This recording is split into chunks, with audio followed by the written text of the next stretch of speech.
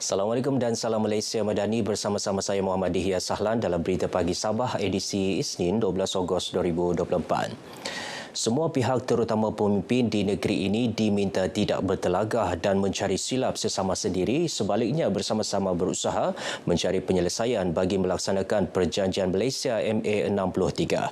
Presiden Pertubuhan Progresif Kinabalu Bersatu APCO Datuk Iwan Benedik berkata, setiap pihak mempunyai cara dan kaedah berbeza dalam mencari penyelesaian, namun bermatlamat sama, iaitu memberi terbaik untuk rakyat Sabah. Datuk Iwan yang juga Menteri Pembangunan Usahawan dan Koperasi menyatakan demikian berucap dalam Konvensyen Nasional APCO 2024 di Penampang. Jelasnya setiap pihak terutama parti yang berjuang merealisasikan kandungan MA63 perlu saling melengkapi dan ia merupakan pendirian APCO mendepani perkara berkaitan pelaksanaan MA63. APCO juga akan terus bekerjasama dengan Kerajaan Sabah dan terus menyokong pertubuhan lain yang mahu mengangkat pemuktamadan perkara MA63. Dalam sidang medianya, Datuk Iwan menegaskan pendirian APCO kekal terhadap perjuangan hak-hak Sabah dalam perlembagaan persekutuan dan perkara dipersetujui dalam MA63.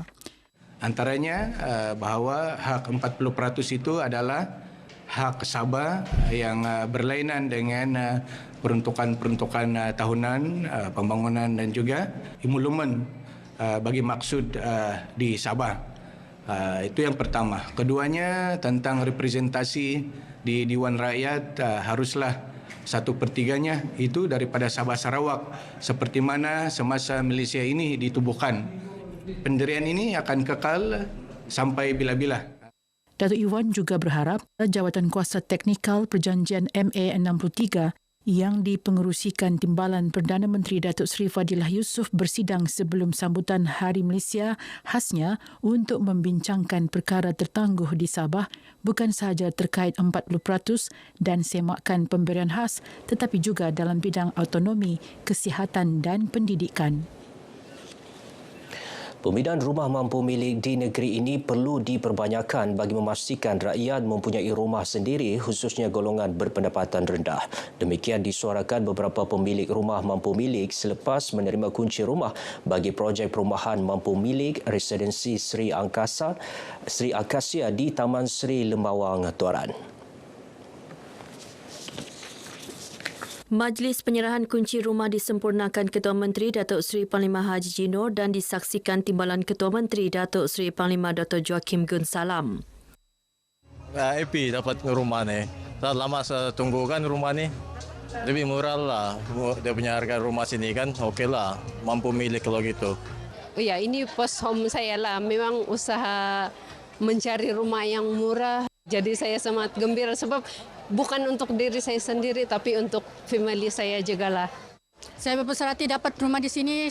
Tadi saya sudah tengok rumah di sana, jadi rumah tu amat selesa untuk diduduki dan rumah pun luas semuanya. Kemudahan di sini pun semuanya alhamdulillah semuanya okey. Projek perumahan ini yang dibina Lembaga Pembangunan Perumahan dan Bandar LPPB dengan kerjasama sebuah syarikat pemaju swasta di kawasan seluas 67 hektar merangkumi 480 unit apartmen, residensi Sri Akasia, 811 rumah teres 2 tingkat dan 60 unit lot kedai. Golongan belia di negeri ini digalak melibatkan diri dalam bidang keusahawanan. Menteri Pembangunan Luar Bandar Datuk Jahid Jahim berkata, pelbagai kursus dan kemahiran dilaksanakan kerajaan bagi membimbing golongan berkenaan mencuburi bidang keusahawanan. Datuk Jahid menyatakan demikian kepada pemberita RTM selepas merasmikan penutupan kursus teknologi tanaman cendawan di Tamparuli. Program kemahiran dan keusahawanan kursus jangka pendek 2024 ini merupakan anjuran Kementerian Belia dan Sukan Negeri sebagai salah satu inisiatif memperkasa belia. Datuk Jahid yang juga adun Tamparuli berharap kursus ini dapat membantu para belia mempelajari kepelbagaian dan keunikan cendawan dengan lebih mendalam sekaligus membuka peluang baharu kepada industri cendawan berkembang di Sabah. Saya mengharapkan beberapa pelajar yang ada pada kali ini benar-benar memperlihatkan kesungguhan dan boleh membuktikan kepada negeri bahawa industri cendawan ini sebenarnya memang mempunyai peluang. Kursus yang dihadiri 40 peserta dari beberapa daerah antara lain bertujuan membantu para belia menjana pendapatan sampingan sekaligus meningkatkan taraf ekonomi mereka. Tidak memerlukan modal yang besar untuk memulakan perniagaan dalam bidang cendawan ini. Dan cendawan juga, menanam cendawan ini juga tidaklah rumit untuk dimulakan. Harapan kami dari ilmu yang kami dapat, yang dorang ajar, semoga kami dapat memulakan kami punya perniagaan dari cara menanam cendawan lah, dan meningkatkan ekonomi keluarga kami. Generasi muda perlu menghayati erti kemerdekaan dengan menerapkan semangat cinta kepada tanah air dalam hati sanubari. Ahli Parlimen Sepitang, Datuk Mat Bali Musa berkata, sebagai pewaris masa depan negara, golongan muda perlu seharusnya mempunyai jati diri dengan mempunyai kekuatan agama, akhlak, pendidikan dan bahasa. Datuk Mat Bali menyatakan demikian kepada media selepas pelepasan peserta konvoi Kembara Merdeka Jalur Gemilang KMJG 2024 Sabah di Sipitang. Saya mengharapkan kepada semua belia supaya akan terus memikirkan bagaimana mereka ini, kita sendiri maklum, mereka ini adalah merupakan pemimpin, pelapis generasi pemimpin akan datang yang sudah tentu untuk mencorakkan masa depan negara ini adalah belia. Datuk Mat Bali juga mengajak masyarakat di daerah itu bersama-sama menyemarakkan Bulan Kebangsaan dengan mengibarkan jalur gemilang. Terdahulu, KMJG 2024 Sabah membabitkan 20 buah kenderaan Jabatan Penerangan Japan Sabah yang melibatkan 14 agensi kerajaan negeri dan persekutuan menjelajah daerah Kuala Penyu sebelum ke Sipitang, seterusnya ke daerah Tenom. Lagu Kando Kain Katahan Ingga Keagal Dika dan Pernah Bahagia dinobatkan juara lagu Keningau FM ke-7 2024 dalam kategori Bahasa Murut, Dusun dan Melayu. Ketiga-tiga lagu berkenaan masing-masing dinyanyikan Jordan Jubilin, Erdiona Christopher Kunjan dan Cici Alinjeran. Pemenang masing-masing membawa pulang hadiah wang tunai RM5,000, piala dan sijil penghargaan.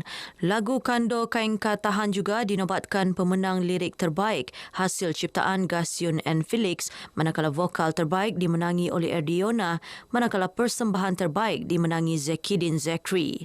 Pemenang bagi setiap kategori ini membawa pulang hadiah RM1,000, piala dan sijil penghargaan. Hadiah kepada para pemenang disampaikan Pembantu Menteri Kerja Raya, Datuk Robert Tauik yang juga Adun Bingkur. Kita teruskan penganjuran ini kepada tahun-tahun yang dihadapan. Jadi peran RTM ini adalah sangat baik dan untuk menambahkan lagi, memartabatkan lagu-lagu KDMR di kawasan pedalaman ini yang mana di daerah-daerah Keningau, Tenam, Nabawan, Tembunan, Kemabung.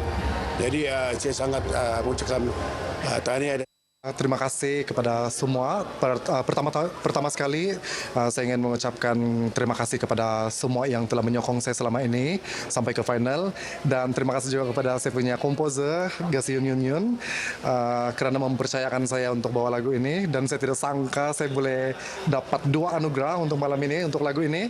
Jutaan terima kasih terutama sekali kepada pihak RTM dan juga Keningau FM atas peluang ini, atas kepercayaan ini, dan juga saya ingin merakamkan juga jutaan terima kasih buat semua peminat, penyokong yang telah mengundi yang datang hari ini. Saya ingin mengucapkan ribuan terima kasih kepada song arrangement saya, Ardi Surya, dan terima kasih untuk semua yang sudah mengundi, kawan-kawan, keluarga dan peminat.